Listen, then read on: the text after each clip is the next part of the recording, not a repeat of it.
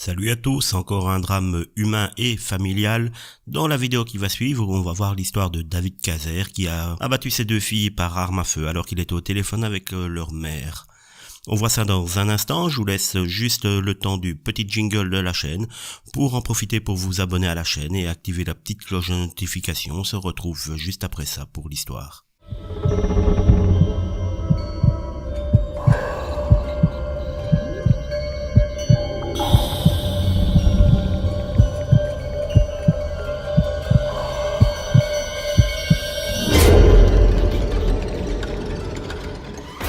David Caser, âgé de 56 ans, était marié avec Teresa depuis plus de 30 ans et ils avaient 6 enfants ensemble.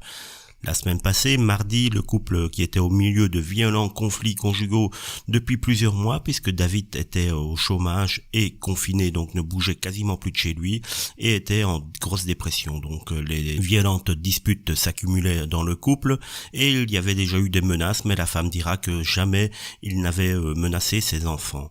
Mardi, ils étaient en pleine dispute au téléphone, quand l'homme s'énerva plus de raison.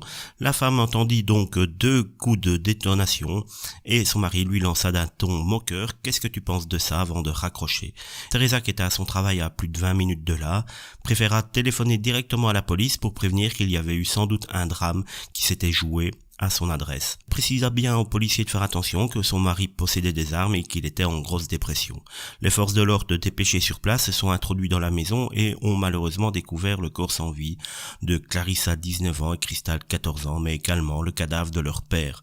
2 jeunes femmes ont été tuées d'une balle chacune, le père a ensuite retourné l'arme contre lui. L'enquête montre que les 2 époux travaillaient ensemble jusqu'il y a 3 ans dans une entreprise de vente de distributeurs automatiques pour particuliers, mais que cette entreprise a été vendue il y a 3 ans et que depuis lors, David était au chômage et sombrait de plus en plus dans la dépression et que la femme avait retrouvé un petit boulot mais qui ne subvenait pas entièrement aux besoins financiers de la famille. On apprend aussi que Clarissa venait de terminer ses études au lycée Charles Page.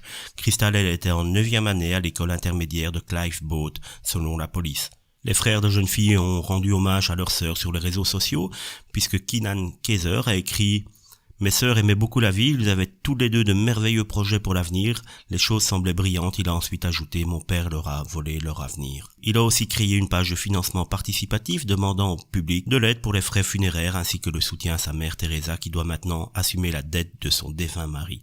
Comme beaucoup d'entre vous l'ont vu dans les nouvelles, il y a eu une tragédie cauchemardesque à Sand Spring, a écrit Keenan. Mon père a assassiné mes 2 sœurs, puis lui-même, ma famille est complètement sur le choc, personne n'aurait pu prédire cela. Je représente donc ici ma mère et mes frères. Mon père avait plusieurs dettes qui incombent maintenant à ma mère, en plus de toutes les dépenses commémoratives.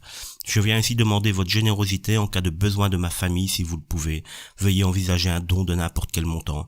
Partagez cela ou même simplement envoyez de bonnes vibrations de prière. Merci à tous pour votre temps. Le frère de Keenan, Calvin Caser, a écrit sur Facebook « Je vais être honnête, je ne peux pas dire à quel point cet événement a été vraiment dévastateur.